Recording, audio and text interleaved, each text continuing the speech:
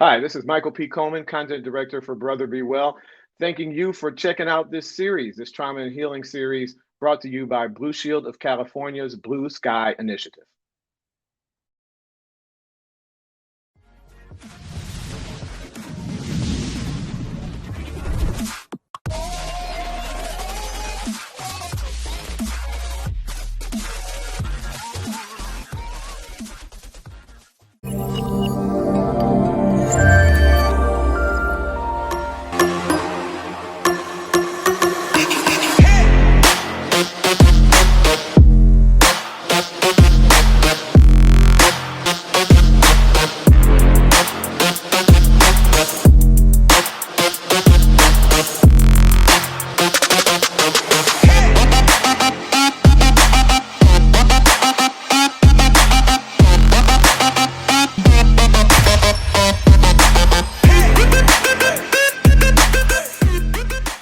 Hi, I'm Michael P. Coleman, Content Director for Brother Be Well. Today, in one of a series of Brother Be Well conversations on trauma and healing, made possible by the support of Blue Shield of California's Blue Sky Initiative, we're talking about the role that exposure to nature can have on healing from trauma. We'll touch on the particular challenges that gaining exposure to nature can introduce, and even a potential pitfall in doing so. Joining me for this conversation on Nature Connections is Mr. Nature Connections himself, I think. Julio Cruz is an integrated behavioral health specialist, and he's a Brother Be Well clinical advisor. How you doing, Julio? Welcome back to Brother Be Well. Very blessed to be here. Thank you for having me. Really blessed to have you here. Let's jump right on into this, man. Let's jump on in. The connection between exposure to nature and mental health might not be quite as obvious to some people. From your perspective, what's the connection between the two? I think that when I start thinking about the connection between nature and mental health is that I am part of nature, right? Defining what nature is. I think that sometimes when we say, oh, I want exposure to nature, we only think about being in the woods or being in a beautiful river with like a magnificent scenery. But the reality is that we're exposed to nature all the time, and we're part of it. We are an intrinsic part of nature, and everything that surrounds us and everything we touch and do is part of that nature. Really, wow, I never have even you constantly present things in a way that I haven't even thought about, Julio. Really appreciate that. I was digging around looking at some studies getting ready for this conversation. I found an amazing one that was done at UC Berkeley. They concluded that exposure to nature can dramatically reduce symptoms of PTSD or post-traumatic stress disorder. Does that surprise you at all? I'm not a clinician, but so it surprised me. I'm wondering first, does it surprise you at all? And secondly, what do you think is the science behind that? You know, it doesn't surprise me at all because we interact with our environment, right? We have talked in other occasions about like having part of self care is the environment that we are surrounded by. So, if I remove myself from these brick and mortar and like artificial walls that are my beautiful home. I am very thankful for my home. But the reality is that when I'm sitting in my house in the living room, then I turn to the left and I'm like, oh my God, I have to fix that wall, or I don't like how that shelf looks. And I'm like in an environment that like it provides me safety, but sometimes I need to step out of it and go sit outside, even if it's just a patch of grass or like just walk down the street. Or I'm very lucky that I'm able to go on the pathways on my bike and like look at things and really smell and admire and have different textures that, as I said, we're part of nature, right? And if we look at the chemical composition that we have, we share that chemical composition of our bodies, our minds, with a lot of trees, fruits, animals. So we are all connected. You were talking in a different conversation about walking around the farmers market, and when you talked about taking a look at textures and colors, I started to feel that connection, even Julio, as you talked about it. So really appreciate you sharing that. With regard to healing from trauma, most clinicians advise adding exposure to nature to a more traditional treatment regimen, like talk therapy. I'm just wondering what's your take on that? I think that different things work for different people, right? I think depends on your stage of healing, what you find peaceful, what you find healthy, what you find healing. I do believe in a strong connection to nature. I mean, as you mentioned, I share about like the smells that I appreciate, the textures, the colors, and then when I go outside, I like picking up rocks and looking at them, and like sometimes I even take something from my house and leave it as a gift in nature as I take something else from there, right? So I have that connection of like, hey, thank you for the gifts you're giving me, and it's helping me to heal. So finding a balance in between, I have a therapist that I talk to and helps me to process some of the things, but also surround myself with loving people and then having a connection with the earth, with the water, with the trees. As part of my some of my background as an indigenous man, they're my brothers and my sisters. The trees, the plants, the animals, whether it's the four-legged, the winged animals, whatever it is, having that connection of like I am not the only one. It gives me a sense of ground, like I'm grounded and I'm humbled to understand that in the great scheme of things, I worry sometimes about things that are out of my control. But the birds that are flying above me, they don't worry about what they're going to eat today or where they're going to spend the night. Same thing with the squirrels. And I look at the squirrels out there and I'm like, wow, these things are like running up and down, enjoying the environment. And they share the same urban environment that I live in.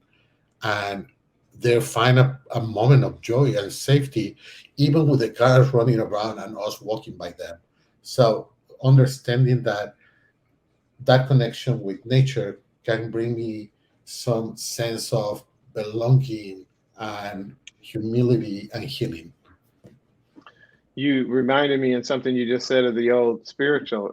If his eyes on the sparrow, I know he watches over me. That was so powerful, Julio, when you were talking about our carrying worries, but the birds overhead aren't thinking about that, and the squirrels running around aren't either. Before we go to the next question, I've got to ask you. You just said you sometimes take things from your home and give it back to nature, and that was so beautiful because I too have in the fall I'll see a color of a leaf that I really like, so I'll bring it home. But the thought of giving something back honestly and embarrassingly never occurred to me. I'm just curious, what kind of thing would you take from your house to give it back to nature? Sometimes like I can give you an example of what I did yesterday, right? I had a banana that was a little more ripe than I like it to be. So I took it with me when I went to work.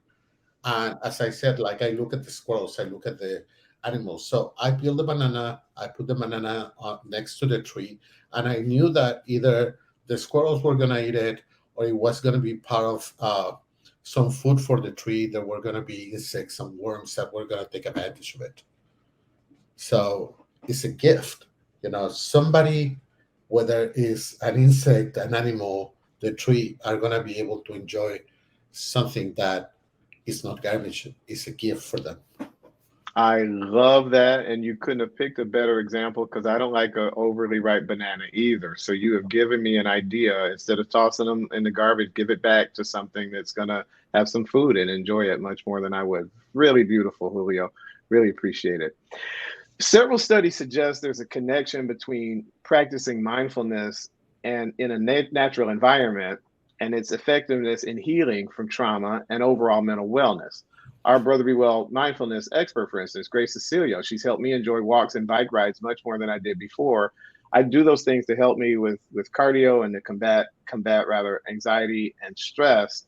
But by adding mindfulness to that, instead of riding a bike or walking with these earbuds in, listening to music, I just take it all in, and I use the ears to even hear the. I've learned to hear the sound of the wind past my ear. I never even noticed that before. What are your thoughts about trauma survivors combining the two, nature connections and mindfulness, as we all attempt to heal?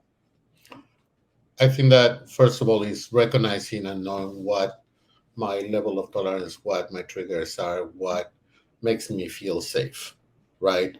Uh, I experienced PTSD, and one of the things that I worked really hard on was to change the approach I had to my responses to PTSD. I used to be hyper alert in a sense of only looking for danger. And I started working on how, when I walk down the street, I look at things that I never saw before. I'm aware of my surroundings, but now with a little more appreciation of the different things that are happening, not just looking for danger, but also looking for the beauty in everything that is around me. So I think it's super powerful. It's a process. It takes a lot of work, but in a combination of other practices, and maybe you need to start practicing mindfulness in your house in a safe environment, and then start by walking 5 minutes in a place where there's nature, but there's other people, so you start feeling a little safer. Appreciate the other people looking at nature, and then when the time comes, you may be able to just walk along the pathways and like touching the trees and admiring everything around you. Really great advice. Really great advice. Thanks a lot, Julio. Let's talk about one specific way in which one can incorporate exposure to nature into a trauma treatment regimen, forest bathing. And I've learned about this fairly recently. It originated in Japan and China. Studies have shown that it can be used to help decrease stress and lessen trauma responses. Benefits can include a decrease in blood pressure, in pulse rate, and reduced acute psychological stress, rather. This practice involves literally wading into a wooded area, and I'm really fascinated by it. So I wanted to ask you about it. We want to take advantage of having someone like you on the platform. Can you touch on whether you'd recommend forest bathing to someone who's attempting to heal from trauma? I love forest bathing. I, as we shared before, that I go to the farmer's market and I look at texture, smells, colors. So being in the forest and trying to become one with it, where like I lay down, I hug a tree, I like look at all the texture, look at like absorb the smells, and how they affect my the chemicals in my brain, right? Like there's times that a smell can trigger a good memory, and recognizing that there may be something that is not as pleasurable, and learning where I can go, what places to visit. Is it the water and the smell of a river that brings me happiness, or is it more like a lake? Do I feel safer going to a park that is not the forest, but still there's the nature in there, and you can submerge yourself in it? I'm glad. I'm thinking about the different. I would have said before you just said that being near a body of water makes a difference for me, but you just show me a different level of that. Is it a river, more of a moving water work, so to speak? Is it the sound of the water, or is it just being by a It's the still sound lake? of the water, and I think that sometimes like we forget about all the senses and all the things that we experience. That's why when I think about like forest bathing, right, that the way the water smells in a river is very different than it smells in a lake, and the feeling of the water is also different. The texture, when you jump in a river, you can feel it going through you and moving along. When you are in a lake, it's a different sensation. The way it feels, the way your body reacts to it is very different. When you're in a river that is moving, your body finds its way just to sway with it. In a lake, you can just float and be at peace, and it's like recognizing all those different things that different environments, different parts of nature can bring to us. Really powerful stuff. Powerful stuff, Julio.